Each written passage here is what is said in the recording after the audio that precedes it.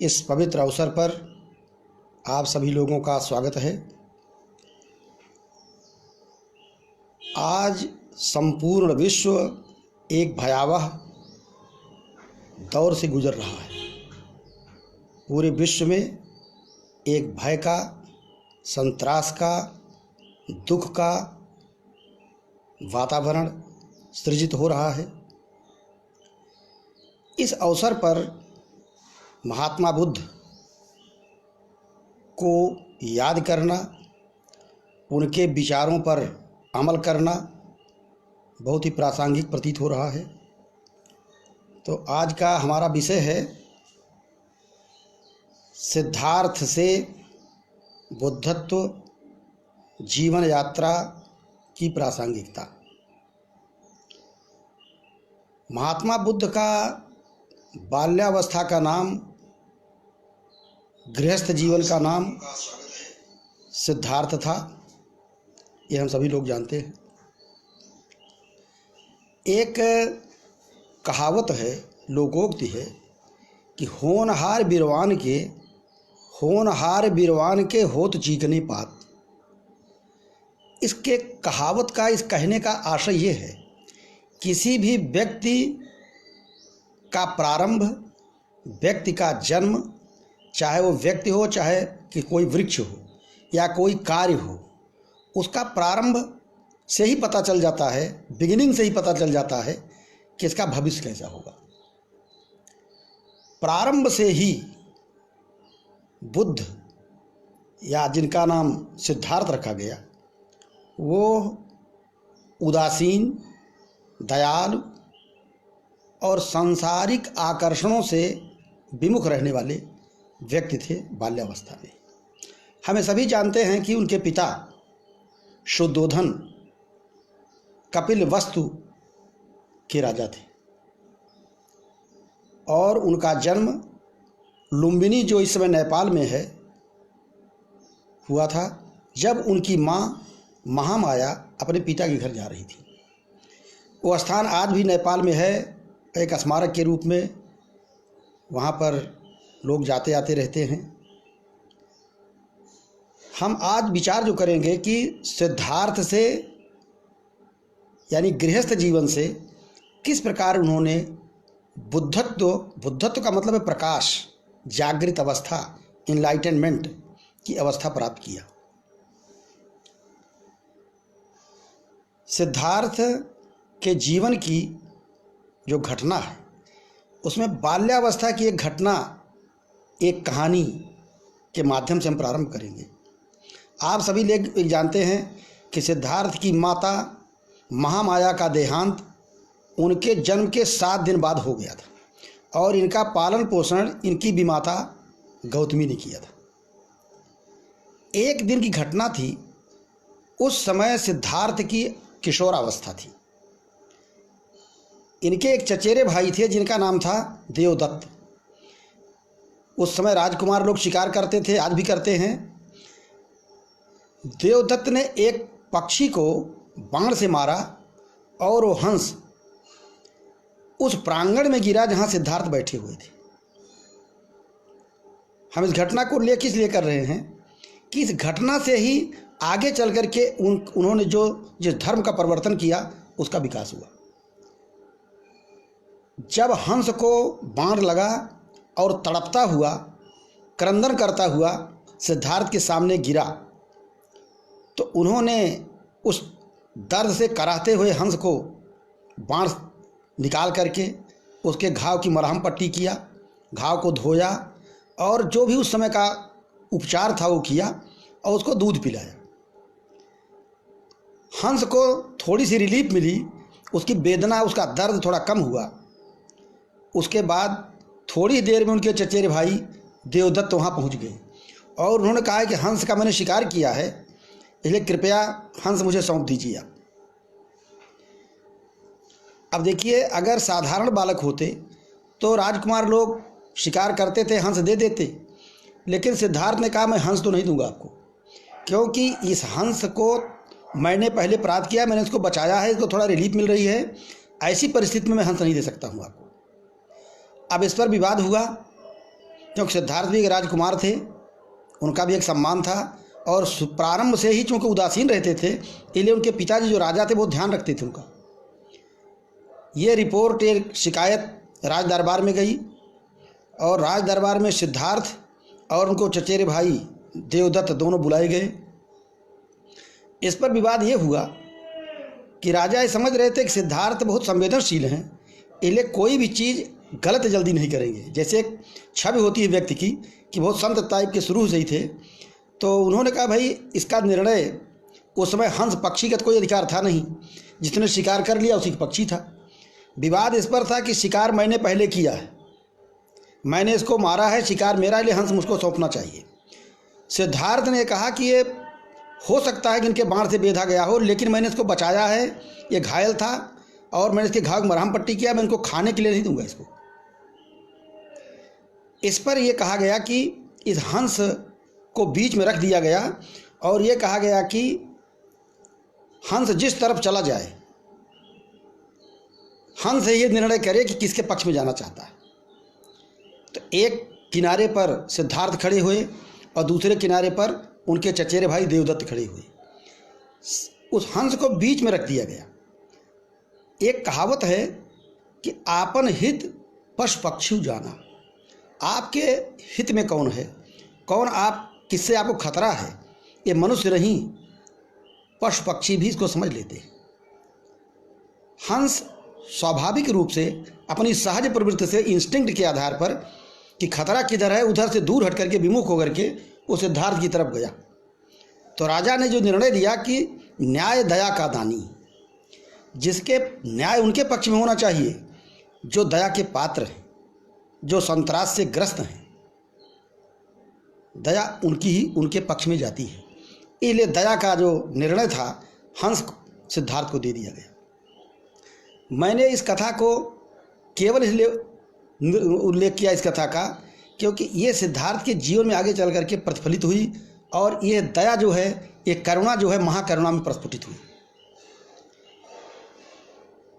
ये उनके किशोरावस्था की घटना थी और ज्योतिषियों ने एक घोषणा किया था कि सिद्धार्थ या तो महासम्राट होगा, सार्वभौम सम्राट होगा, या किसी सार्वभौम धर्म का प्रवर्तक होगा जो सारी दुनिया को प्रभावित करेगा।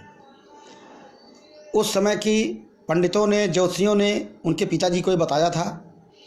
तो शुद्धोधन जी ने समझा कि ज्योतिषियों की इस बात को ध्यान में रखते हुए उनको बाहर नहीं निकलने दिया और संसार के सारे भोग विलास कला का की शिक्षा उनका दिया और शिक्षा में भी सिद्धार्थ सर्वप्रथम हुए, सर्वश्रेष्ठ विद्यार्थी थे।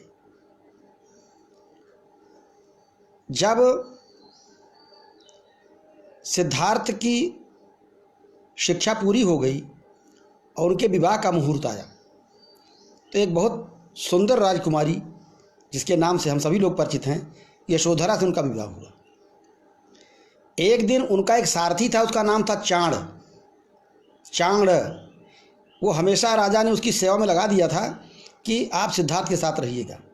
राजा के उद्यान में सिद्धार्थ बैठे हुए थे और वहाँ से रथ पर आरूढ़ होकर के उद्यान के किनारे किनारे उन्होंने यात्रा किया।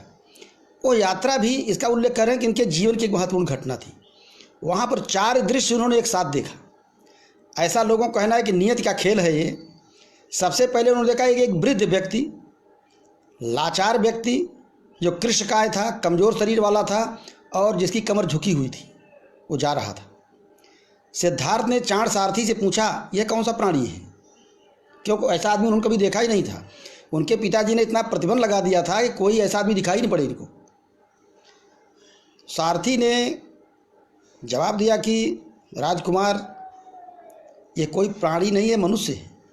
और इस अवस्था में जिनकी नेचुरल डेथ होती है, उस हर एक व्यक्ति को इसी अवस्था से गुजरना पड़ता है। ये अपने अंतिम पर्यावसान पर है। इस पर उनको लगा कि ये तो बड़ा कष्टप्रद है, हर एक आदमी को क्या इसी तरह वृद्ध होकर मरना पड़ेगा। थोड़ी दूर और गए तो उन्होंने एक घायल व्यक्ति जो बुखार से पीड़ित था उसको देखा, वो दर्द से करा रहा था। सिद्धार्थ ने उसको देखकर भी अपना दुख व्यक्त किया कि ये तो बड़े कष्ट में है। और तीसरी घटना ऐसी घटित हुई जो सबसे ज़्यादा दर्दनाक थी। एक नौजवान व्यक्ति की मृत्यु हो गई थी। शव यात्रा लेकर लोग जा रहे थे और उनके परिवार के लोग, महिलाएं, पुरुष करुण क्रंदन कर रहे थे, हाहाकार मचा हुआ था।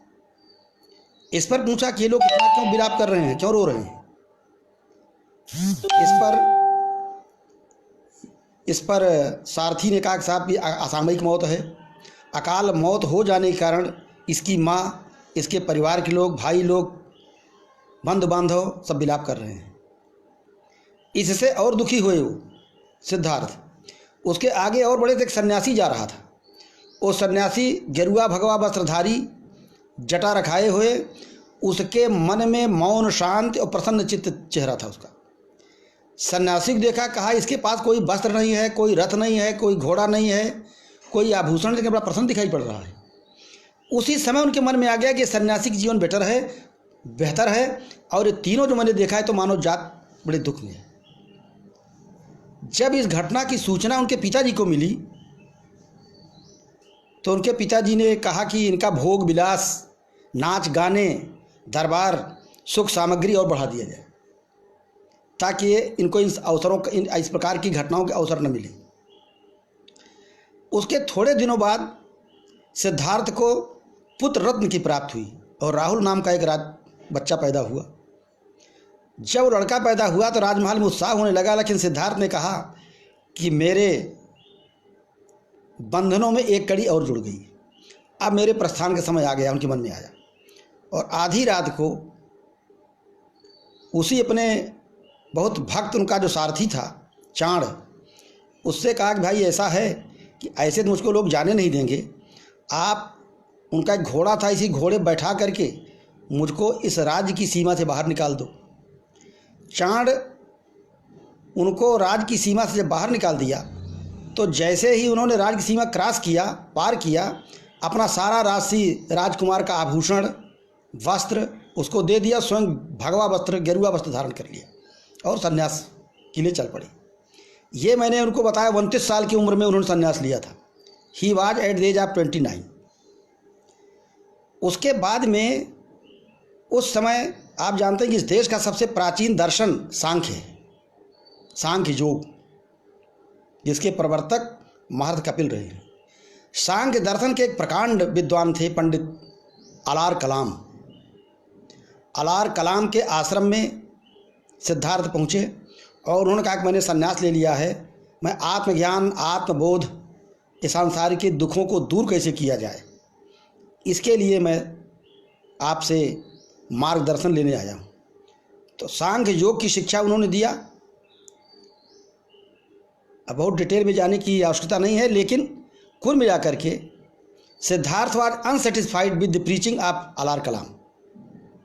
उनके उपदेशों से संतुष्ट नहीं हुए। उसके बाद वो उद्रक रामपुत्र के पास गए, वो भी बड़े तत्वज्ञानी थे।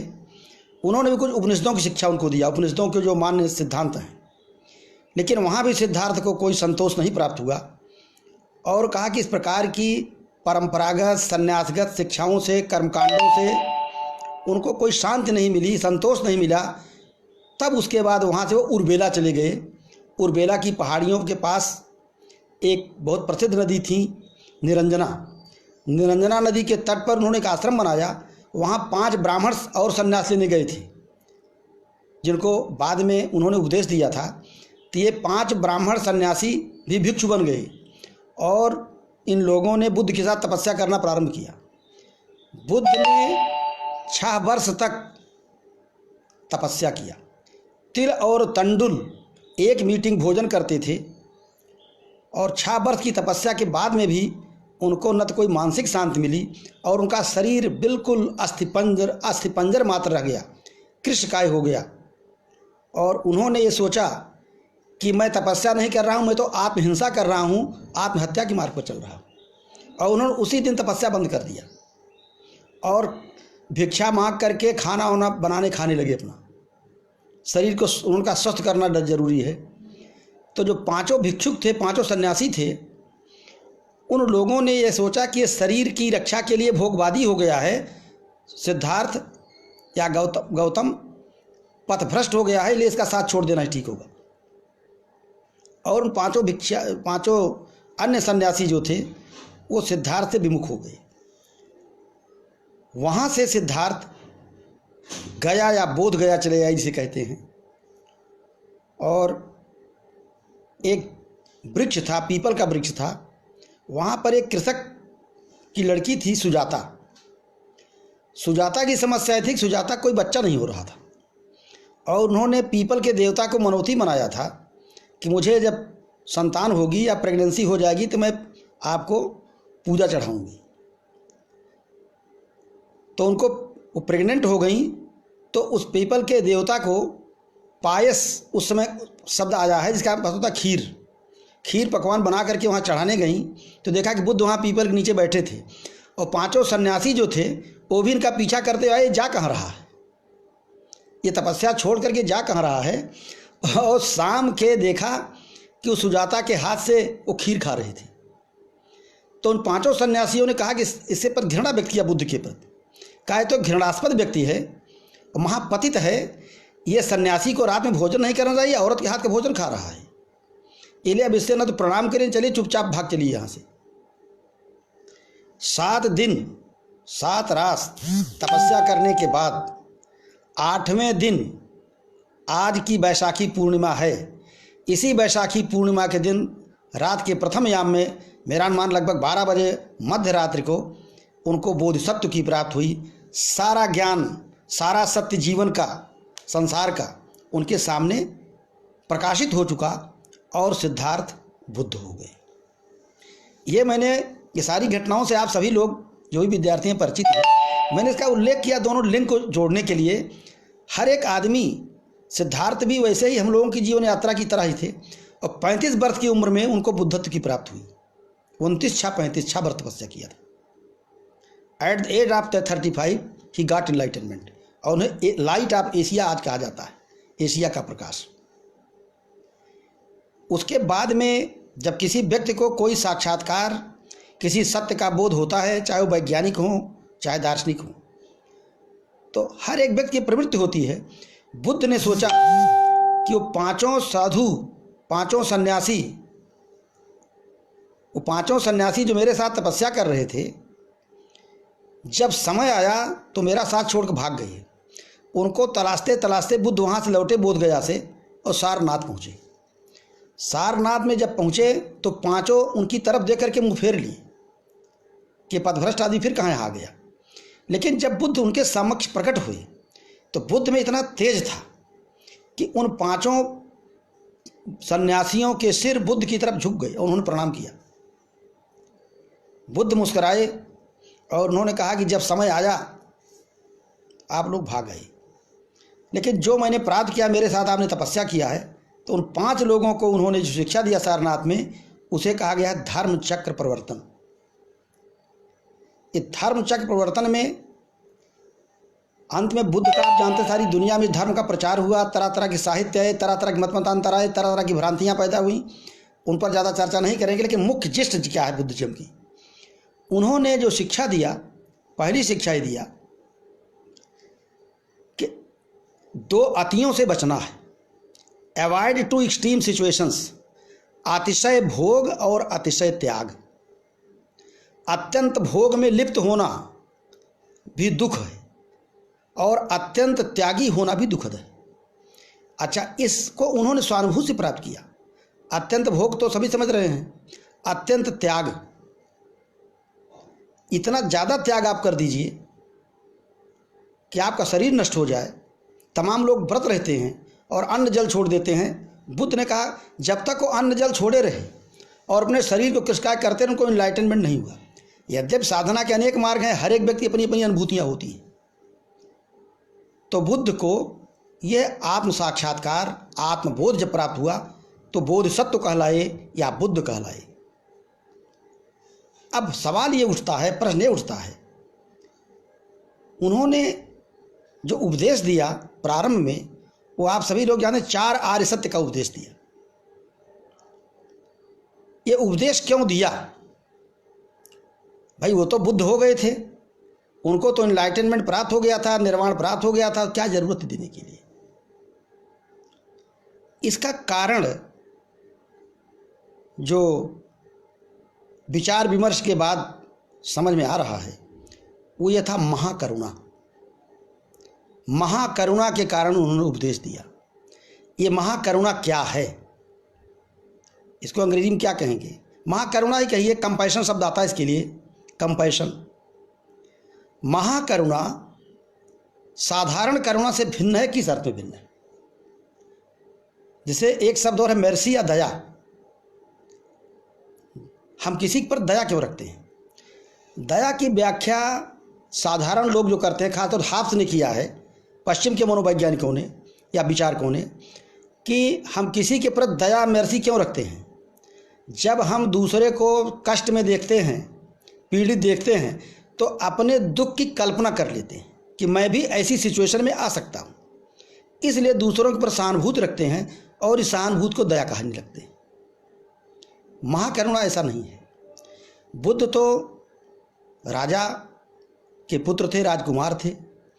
राजभवन में उनको सारे सुख संसाधन, सुरा सुंदरी सब उपलब्ध था।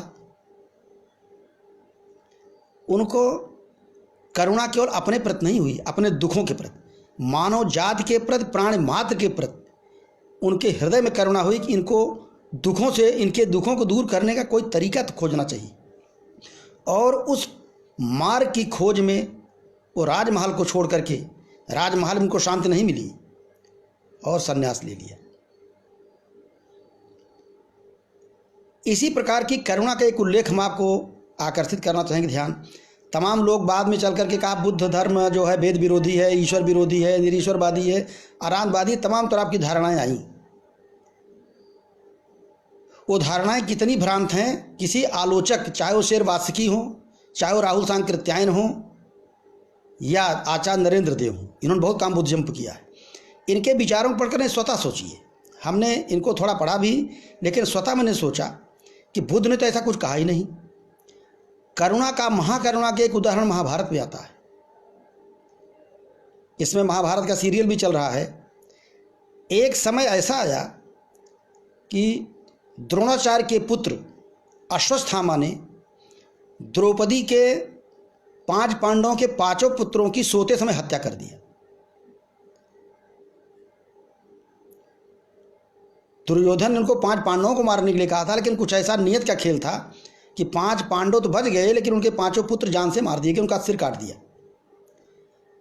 अब आप कल्पना करिए कि एक माँ द्रौपदी, जिन्हें कहा जाता बड़ी प्रशोधात्मक, प्रतिक्रियावादी थी, और उनके कारण महाभारत हुआ। उनका विलाप, उनका करुण क्रंदन लोगों से देखा नहीं जा रहा था। उस समय अर्जुन ने उनसे ये कहा कि आप विलाप मत करिए, मैं इसका बदला, इसका प्रतिशोध अश्वत्थामा का सिर काट कर लूँगा। आज शाम तक उसका सिर काट कर आपकी गोद में रख दूँगा ला करके। द्रौपदी बड़ी प्रतिक्रियावादी थी, उनके बारे में कहा जाता है। उन्होंने कहा दुशासन का खून जब तक उन्हें चोटी से नहीं लगाएंगे तब तक हम तो यहाँ पर मेरा कहना था, द्रौपदी ने अर्जुन को अश्वत्थामा की हत्या करने से लिए मना किया। अश्वत्थामा पर उनको सहानुभूति नहीं थी। उन्होंने कहा अश्वत्थामा की माँ जो है, उसके पति की मृत्यु युद्ध में हो चुकी है और उसका पुत्र भी मार दिया जाएगा, तो उस माँ के हृदय पर क्या बीतेगा। अब आप सोचिए, ये साधारण करुणा नहीं है। हत्यारे की माँ के प्रति करुणा सार्वभौमिक करुणा, ये महाकरुणा का रूप धारण करती है। ये केवल अश्वत्थामा की माँ की बात नहीं है। किसी भी माँ को पुत्र शोक से बड़ा कोई शोक माँ बाप को नहीं होता है। इसलिए यूनिवर्सल करुणा है, यूनिवर्सल कंपैशन है कि किसी भी माँ को पुत्र शोक नहीं होना चाहिए। ये करुणा है, यह करुणा ही धम्म है, धर्म है। धर्म का सबसे मूल आधार युधिष्ठिर से यक्ष प्रश्न किया गया, को धर्म, तो उनका दया ही, करुणा ही सबसे बड़ा धर्म। और महात्मा गांधी ने हिंद स्वराज में एक जगह कोट किया है इसको कि दया धर्म को मूल है, पाप मूल अभिमान। ये तुलसीदास के दोहे कोट किया है, तुलसी दया न छाड़िए जबलों घट में प्राण। दया को कभी छोड़ना नहीं चाहिए। और जिसमें दया नहीं है, करुणा नहीं है, जो हिंसा करता है, जो जिहाद का नारा लगाता है वो धार्मिक नहीं हो सकता। धर्म युद्ध ठीक है, कभी कभी युद्ध के लिए, धर्म की लड़ाई के लिए युद्ध करना पड़ता है, लेकिन हिंसा के द्वारा किसी को जीता नहीं जा सकता। इसलिए करुणा ही परम धर्म है। इस महाकरुणा के कारण ही बुद्ध ने उपदेश दिया। तो महाभारत की करुणा जो द्रौपदी में है, और अब आप इसको लिंक करिए सिद्धार्थ की करुणा से, जो हंस पक्षी को बाण से बेधा गया था, जो शव यात्रा थी, जो वृद्ध था, जो अकाल मौत से ग्रसित होने के कारण उसके माँ बाप को करुणा पैदा हुई थी, उस करुणा को के दूर करने का उपाय क्या है, इन दुखों से मुक्ति का क्या उपाय है, इसके लिए गौतम बुद्ध ने धर्म चक्र परिवर्तन किया और उपदेश दिया। स्वयं इनलाइटेंड होने पर भी लोगों को इनलाइटेंड करने का प्रयास किया। क्या उपदेश दिया और आज उसका क्या रेलिवेंस है, इस पर थोड़ा प्रकाश डालने की जरूरत है। उन्होंने पहली चीज तो आप सभी जान रहे हैं कि उन्होंने कहा कि सारा जरा मरण दुख है, सर्वम दुखम, जन्म से लेकर मृत्यु पर्यंत आपको दुखमय जीवन व्यतीत करता है। लेकिन यह भारतीय दर्शन या भारतीय परंपरा का कोई निराशावादी स्वर नहीं है। इस निराशावाद से मुक्त करने के लिए, दुखों से मुक्त करने के लिए उन्होंने दूसरा आर्य सत्य दिया, प्रतीत समुत्पाद। प्रतीत समुत्पाद, प्रतीत समुत्पाद बहुत बड़ा सिद्धांत है बौद्ध दर्शन का, यही मूल सिद्धांत है। प्रतीत समुत्पाद क्या है? उन्होंने कहा दुख एक रोग है। दुख तीन प्रकार के होते हैं, बहुत ज़्यादा व्याख्या में नहीं जाएंगे। दैहिक, दैविक और भौतिक, ये तीन प्रकार के दुख हैं।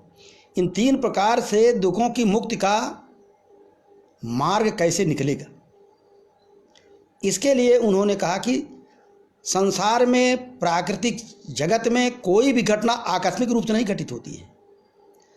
हम लोग पढ़ते पढ़ाते हैं कि कारणता की खोज अरस्तु ने किया, लेकिन मैं कह रहा हूँ कारणता का खोज बौद्ध दर्शन महात्मा बुद्ध ने किया।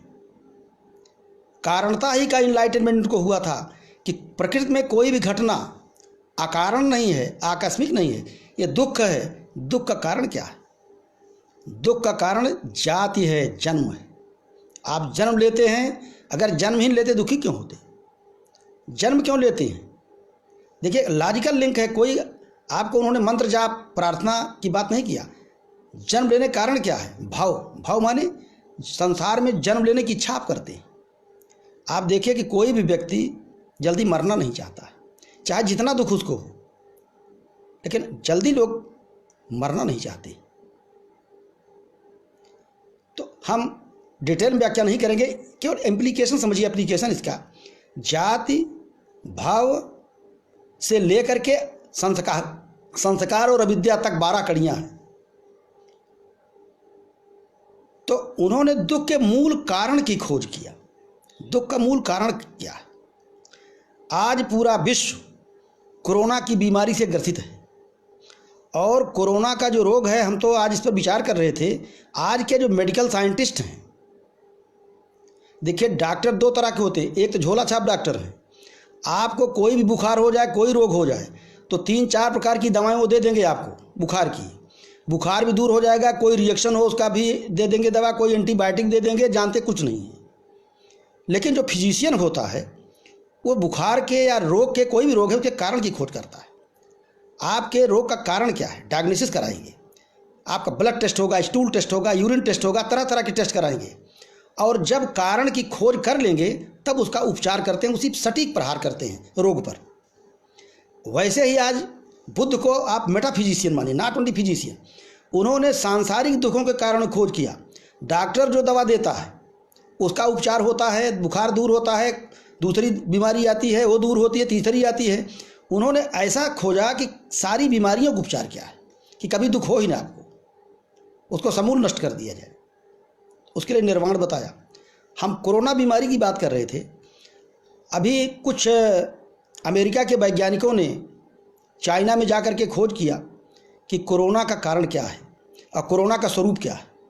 कोविड-19 के 10 रूप अभी तक बदले हैं, जिसमें कहा गया, रिसर्च में आया है कि ग्रुप मतलब एक है, उसका एक फॉर्म ए है, कोविड ए।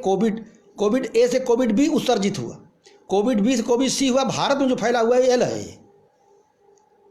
Covid L. अब इसके 8-10 रूप या और भी रूप बदल रहे हैं, इनको कैसे दूर करेंगे आप? देखिए, मैं कोई मेडिकल साइंटिस्ट तो नहीं हूँ इसकी कोई गलत सुझाव दूँ, लेकिन बुद्धिज्म इसकी खोज किया मैंने। ये जो 12 कड़ियाँ हैं, इसी के माध्यम से आप खोज करिए। कुछ लोगों ने कहा है कि ये जो क्या होते हैं, ये चमगादड़ के बीट्स में ये वायरस पाया गया है। तो जो चमगादड़ या जो प्राणी इस कोविड को टॉलरेट कर रहा है, वहीं से इसकी वैक्सीन शुरू होनी चाहिए, वहीं खोज करनी चाहिए वैज्ञानिकों। ये एकेडमिक मैटर है, विजन का सवाल है यहाँ। ये केवल ऑपरेशन करने वाले इसको नहीं कर पाएंगे, चीड़ फाड़ कर दें। सामान्य MBBS डॉक्टर या जो प्रोफेसर हैं, मेडिकल साइंटिस्ट, विचार करना चाहिए इनको। और इस माध्यम से मैं उनको बताना भी चाहता हूँ कि जो अगर ये जिस प्राणी में है, पहले इसकी खोज करिए कि कोविड आया कहाँ से, इसका ये मतलब मिलता कहाँ है, इसका सोर्स क्या है। इसी प्रतिसमुत्पाद के आधार पर अगर इसका स्रोत को पता चल जाएगा, तो जहाँ से जन्म लिया है वहीं पर इसका उपचार भी होगा। जो वल्चर या जो चमगादड़ इस कोरोना को टॉलरेट कर पा रहा है, इसके साथ एडजस्ट किए हुए हैं, उसी के ब्लड से, उसी के प्लाज्मा से कोई न कोई वैक्सीन इसका निकल सकता है। ये मेरी अपनी हाइपोथेसिस है, कोई सिद्धांत नहीं है। मतलब ये बुद्धिज्म में जो दुखों के कारणों खोज की गई, यही उन्होंने एनालिसिस किया है, इसका विश्लेषण किया। जब दुख के कारण दूर हो जाएंगे, अविद्या नष्ट हो गई तो संस्कार नष्ट हो गया, नाम रूप नष्ट हो गया। इस क्रम से जब सारी कड़ियाँ समाप्त हो जाएंगी तो जन्म भी समाप्त हो जाएगा, तो दुखों से निजात मिल जाएगी। इसके बाद उन्होंने तरीका भी बताया, पद्धति भी बताया। अष्टांगिक मार्ग से आप परिचित हैं। अष्टांगिक मार्ग दुखों को दूर करने की थेरेपी है, टेक्नोलॉजी है, विधि है, पद्धति है, और ये आपको स्वयं करना पड़ेगा। इसीलिए उन्होंने कहा कि आत्मदीपो भव, किसी दूसरे के द्वारा आपके लिए यज्ञ कराया जाए, हवन कराया जाए, उससे आपका दुख दूर नहीं होगा। आपको खुद करना पड़ेगा, अपना मार्ग स्वयं तय करना पड़ेगा। हम केवल एप्लीकेशन बता रहे हैं। अष्टांगी मार्ग की व्याख्या बहुत लंबी है, बहुत समय आप भी बोर होंगे और बहुत उसका लाभ भी नहीं होगा। दूसरी चीज़ मैं ये कहना चाहता हूँ कि एक आरोप लगाया जाता है कि महात्मा बुद्ध एथीस्ट थे, निरीश्वरवादी थे, महात्मा बुद्ध वेद विरोधी थे। ऐसा तो कहीं उन्होंने नहीं कहा है, हमने तो कहीं नहीं पढ़ा। बुद्ध ने कहा कि मैं वेदों को नहीं मानता हूँ। बुद्ध तो स्वयं वेद हो गए। वेद क्या चीज़ है? पहली चीज़ तो वेद को लोग समझते भी नहीं हैं। ऋषयो मंत्र द्रष्टारा, वेद के ऋषियों ने वेदों में निहित मंत्रों का साक्षात्कार किया। अब तमाम ऐसे सिद्धांत हैं जो बाद में महायानियों ने डेवलप किया, जो उपनिषदों में निहित हैं। उनके जितने भी सिद्धांत हैं, इसके लिए प्रोफेसर R.D. रानाडे, चंद्रशेखर शर्मा, संगमलाल पांडे, ये सारे वेदांती परंपरा के विद्वानों ने ये दिखाया है कि उनके सारे सिद्धांत उपनिषदों और वेदों में निहित हैं, कोई ऐसी चीज़ नहीं है। और बौद्ध दर्शन, हिंदू धर्म में जब कर्मकांड ज़्यादा बढ़ गया, जाति और वर्ण की जटिलताएं बढ़ गईं, तो हिंदू धर्म के अंदर ही इसका विरोध शुरू हुआ। आप खुद देखिए कि वेदों में ब्राह्मण, आरण्यक और उपनिषद स्वयं कर्मकांडों का विरोध करते हैं, ज्ञान मार्गी है। तो बुद्ध ने जो ये कहा, सबसे बड़ी बात थी बौद्ध दर्शन की सार्वभौमिकता। यूनिवर्सल रिलीजन बनाइए, न केवल भारत में, भारत के बाहर के देशों में लोगों ने इसको ग्रहण किया। बहुत सरल था, जाति जटिलता नहीं थी। उन्होंने ये कहा कि अपने उपदेशों में कि वृषल ब्राह्मण हो सकता है कर्म से, इसलिए कर्मणा वर्ण सिद्धांत की जो बात है वो बुद्ध ने भी स्वीकार किया है। उन्होंने उपदेशों में कहा कि चांडाल का पुत्र मातंग इतना ज्ञानी था कि उससे शिक्षा लेने के लिए ब्राह्मण क्षत्रिय दोनों लोग आते थे। ये मुझे वही याद दिला दी है जैसे रामायण में काकभूषुंड और गरुड़ संवाद है। काकभूषुंड कौवा थे, लेकिन गरुड़ जैसे विष्णु भगवान के जो सारथी माने जाते हैं, वो जाकर के उनसे ज्ञान की शिक्षा ले रहे थे, ज्ञानी थे। तो ज्ञान, चरित्र और सत्कर्म, यही मनुष्य के उत्थान का मार्ग है, जाति और वर्ण नहीं है। आप किस जात में हुए हैं, किस वर्ण में हुए हैं, बुद्ध के कहने के यही आशय था। इन जाति जटिलताओं का, वर्ण व्यवस्था का उन्होंने प्रतिवाद किया और कहा इससे कोई उपलब्धि आपको नहीं मिल सकती है कि किसी कुल में जन्म ले लिया है, चाहे वो ब्राह्मण का कुल हो, चाहे चांडाल का कुल हो, आपका कर्म ही आपको महान बनाएगा। ये बुद्ध की शिक्षा थी। और ये कहना कि बुद्ध ने ईश्वरवाद का खंडन किया है, आत्मा खंडन किया है, इसमें एक संवाद जो दर्शन के लोग हों तो परिचित हैं। बुद्ध के एक बड़े प्रिय शिष्य थे आनंद, जो 40 वर्ष तक बुद्ध के सानिध्य में रहे। आनंद ने स्वयं बुद्ध से पूछा कि आप ये बताइए कि निर्वाण है क्या चीज़, मृत्यु के बाद में या निर्वाण प्राप्ति के बाद में होता क्या है। जब तो आप बताइए, कुछ इससे लाभ हो तो मैं आपके आश्रम में रहूँ, बट अपने घर जाऊँ क्या, क्यों समय बर्बाद करूँ अपना। मेरी समझ नहीं आ रहा आप क्या कहना चाहते हैं। जो भी पूछते हैं आप मौन रहते हैं। आत्मा नित्य है कि नहीं, मौन। ईश्वर है कि नहीं, मौन। ये सुख की अवस्था है, दुख, मौन। सुख दुख दोनों से परे की अवस्था है, मौन। 14 अव्याकृत प्रश्न हैं। अव्याकृत माने ऐसे प्रश्न जिनका कोई जवाब ही नहीं दिया उन्होंने। तो जब जवाब ही नहीं दिया तो हम कैसे मान लें कि वो वेद विरोधी, वो आत्म विरोधी, ईश्वर विरोधी थे। उन्होंने जो जवाब दिया उसकी मैं चर्चा आपसे करूँगा। आनंद से उन्होंने ये कहा कि आपका प्रश्न वैसे ही है जैसे किसी व्यक्ति को बाण से मार दिया गया हो। बाण से बिंधे हुए व्यक्ति, आज बाण का प्रयोग आप गोली करता, किसी गोली मार दी गई हो और वह व्यक्ति यह सवाल करे कि मैं उपचार तभी करवाऊंगा जब पता चल जाए कि मारने वाला कौन है, ब्राह्मण है, क्षत्रिय है, वैश्य है, कौन है। ये बाण या गोली जो लगी है किस चीज़ की बनी है, किस धातु की बनी हुई है। बुद्ध ने कहा कि आनंद, उस व्यक्ति की खोज करने में रोगी मर जाएगा। बाण किसने बनाया, किस धातु का बना है, मारने वाला कौन है, इसका विश्लेषण बाद में होगा। पहले आप उपचार करिए, पहले इन दुखों से दूर करने की जो तरीका है, जो पद्धति, अष्टांगिक मार्ग, उस रास्ते पर चलिए, आपको सब पता चल जाएगा। ऐसा क्यों कहा? ऐसा इसलिए कहा कि जो स्वानुभूत परक चीज़ें हैं, आप गीता में देख रहे हैं भगवान श्री कृष्ण ने अपना विराट रूप दिखाया तो अर्जुन को दिव्य दृष्टि दिया। तो ये साधारण लोगों को समझ में नहीं आएगा कि निर्वाण क्या होता है, मोक्ष क्या होता है, आत्मा क्या होता है। कोई वस्तु नहीं है वो दिखा दिया जाए, वो स्वानुभूत का विषय है। एक साधारण उदाहरण दीजिए, ऐसा व्यक्ति जो जन्मांध है, ब्लाइंड बाई बर्थ, अगर उससे पूछिए कि उसको कैसे बताएंगे लाल रंग, पीला रंग, हरे रंग कैसे कैसे होते हैं, या डेफ एंड डम्ब है, मूक बधिर है, उसको सुरीली आवाज़, कट आवाज़ में कैसे अंतर बताएंगे आप। जब अनुभूति नहीं है, जिस चीज़ की अनुभूति नहीं है, उस चीज़ का बोध भाषा के द्वारा नहीं हो सकता है। इसलिए चाहे वो वेदांत हो, चाहे बुद्धिज्म हो, जो अनिर्वचनीय स्वरूप है, जो ये अलौकिक अनुभूतियाँ हैं, दिव्य अनुभूति है, जो प्रबुद्धत्व है, बोधिसत्व है, ये भाषा, वाणी, बुद्ध की पहुँच के परे है। तो जब उसकी पहुँच से परे है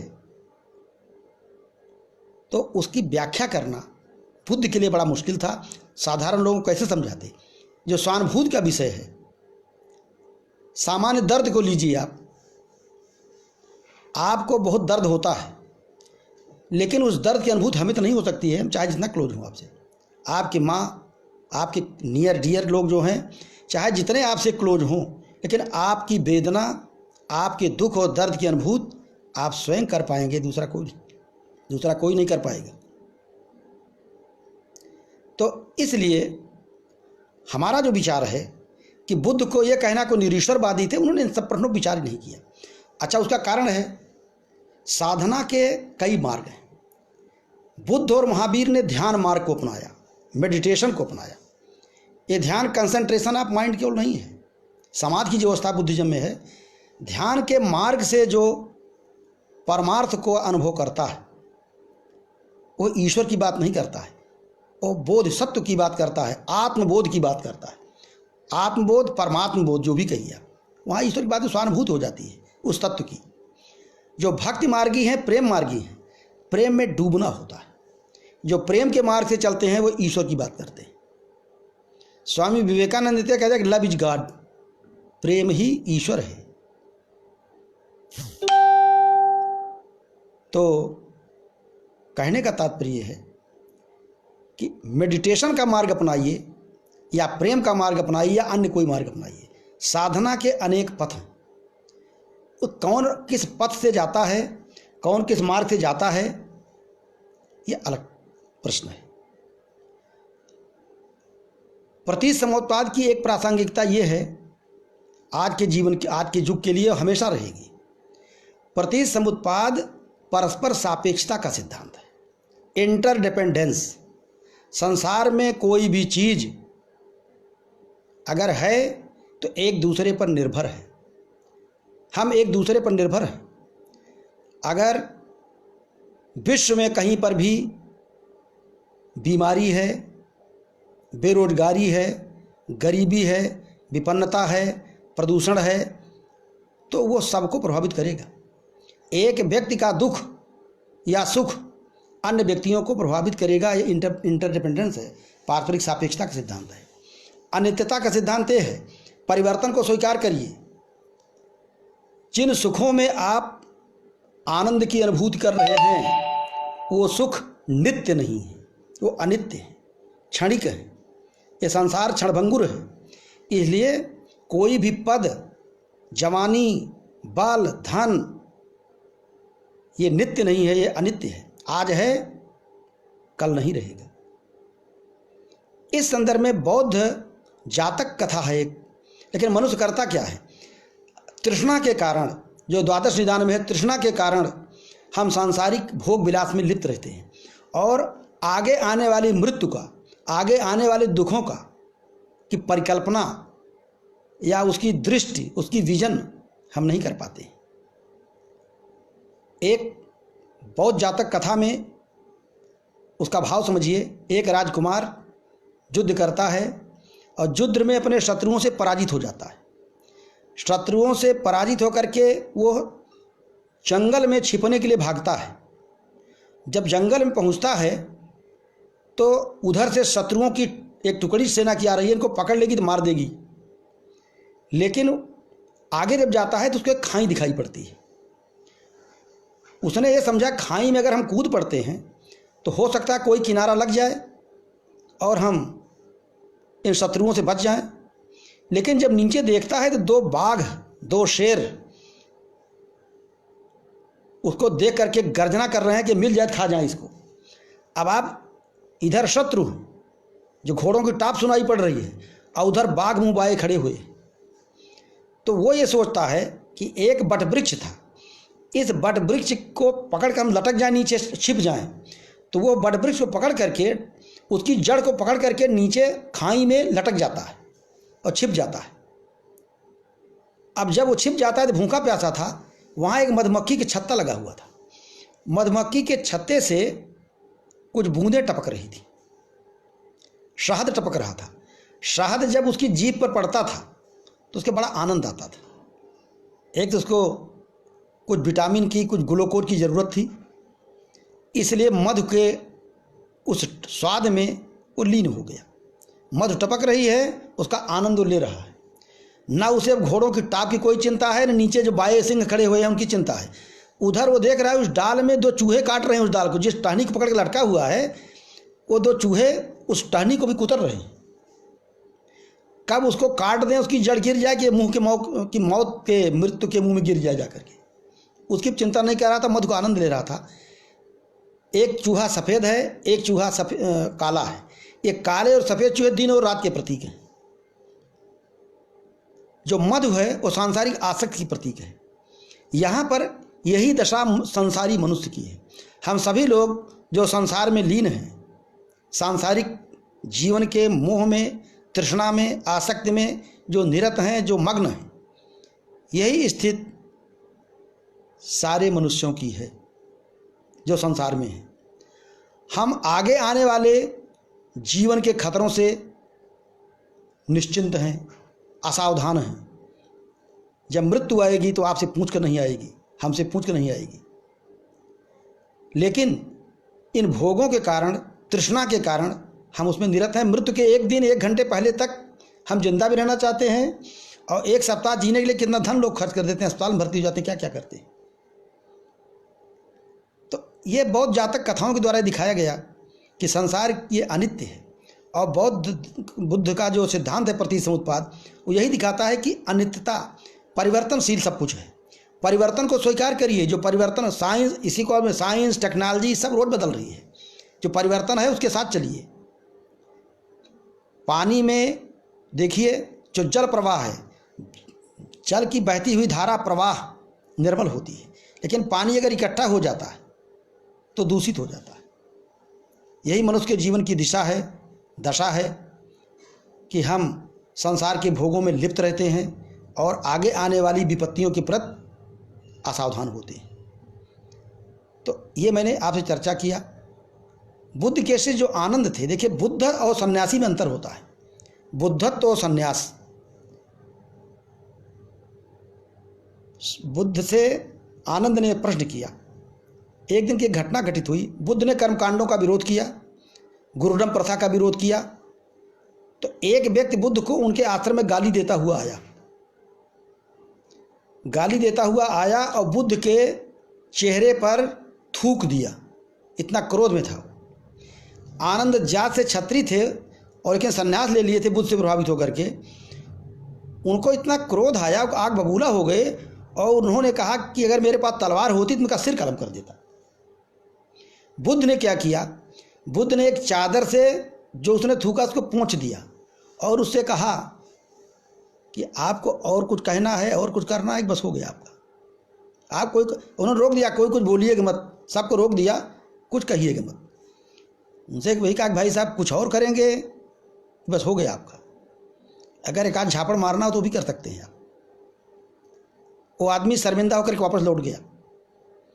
आनंद ने उनसे प्रश्न किया कि आपके सोने और मेरे सोने में तो अंतर नहीं दिखाई पड़ता है, लेकिन जागृत अवस्था में अंतर है।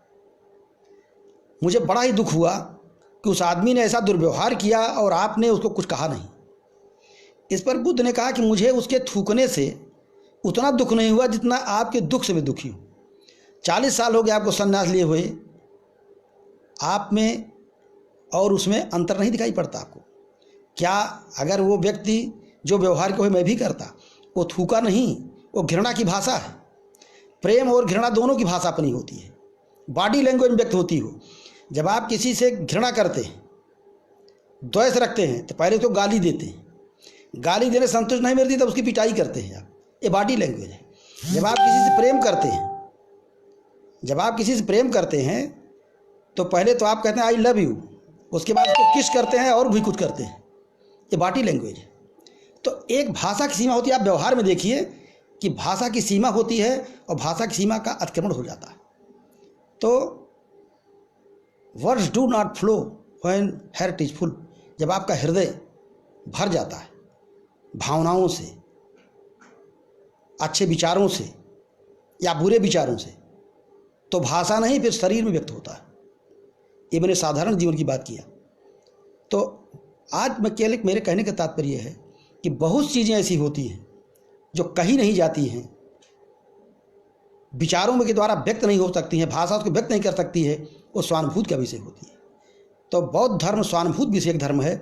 और सबसे बड़ी विशेषता रही कि उन्होंने लोक भाषा, जिसमें पाली भाषा थी, पाली भाषा में उपदेश दिया, जिससे उनके विचार सारी दुनिया में फैले। वियतनाम में, कंबोडिया में, लंका में, चाइना में, तिब्बत में, जहाँ जापान में जहाँ भी गए उनका अलग मॉडल है, उसकी एक विशेषता भी बनी है। स्थानीय आवश्यकताओं के अनुसार इतना सरल था, उसको लोगों ने हृदयंगम किया। और बुद्ध बहुत शांतिप्रिय भी है जहाँ भी बुद्धिस्ट है। तो मेरे कहने का तात्पर्य है कि बुद्ध ने जो शिक्षा दिया, आपत्तियों से, बीमारियों से, महामारियों से डरने से काम नहीं चलेगा। आत्मविश्लेषण करिए, इनसे बचिए। स्पर्श को उन्होंने 12 कड़ियों में एक स्पर्श एक कड़ी है। स्पर्श भी दुख का कारण है। आप चीज आज वही स्पर्श की बात हम कर रहे हैं। बौद्ध धर्म के स्पर्श से वेदना होती है। क्योंकि स्पर्श करने के लिए वेदना होती है। तो स्पर्श से बचिए। और हिंसा के द्वारा आज हमने देखा कि हिंसा की प्रवृत्ति है लोगों में, शॉर्टकट रास्ता जीवन को अपनाते हैं। हर एक जगह दमंगई से, मारपीट से काम करना चाहते हैं। इससे हिंसा के द्वारा किसी ने किसी को कभी जीता नहीं है। और बुद्ध के शास्त्र का प्रयोग लोगों ने शस्त्र के रूप में किया और दिखाया कि ये वेद विरोधी है। शास्त्र का प्रयोग शस्त्र के रूप में कभी नहीं करना चाहिए। ये बौद्ध धर्म की शिक्षा है। शास्त्र मार्गदर्शन करते हैं और शस्त्र लोगों का विनाश करते हैं। इसलिए शास्त्र और शस्त्र में अंतर करें। शास्त्र को शस्त्र न बनाइए। हिंसा के द्वारा कभी भी किसी को जीता नहीं जा सकता है। आज के परिवेश में हम बुद्ध पूर्णिमा की इस जयंती पर, ये सिद्धार्थ का जन्म नहीं, ये बुद्ध का जन्म है, बुद्धत्व की प्राप्ति है। इसलिए इस अवसर पर हम आपसे ये कह करके कि हिंसा, बुराई से कभी अच्छाई नहीं निकलती है। जैसे बीज होता है वैसे वृक्ष होता है। इसलिए अच्छे साधनों के द्वारा, संयमित जीवनचर्या के द्वारा हम बुद्ध को स्मरण करते हैं और उनके प्रति ही श्रद्धांजलि होगी कि हम हिंसा से बचें, द्वेष से बचें, आसक्त से बचें और संयमित जीवन बिताएं। इन्हीं शब्दों के साथ हम बुद्ध को श्रद्धांजलि देते हुए उनके जन्मदिन पर आप सभी लोगों को बधाई देते हैं। और जो लोग इस विमर्श में, वार्ता में उपस्थित हुए, उनका आभार व्यक्त करते हैं, उनका स्वागत करते हैं। धन्यवाद।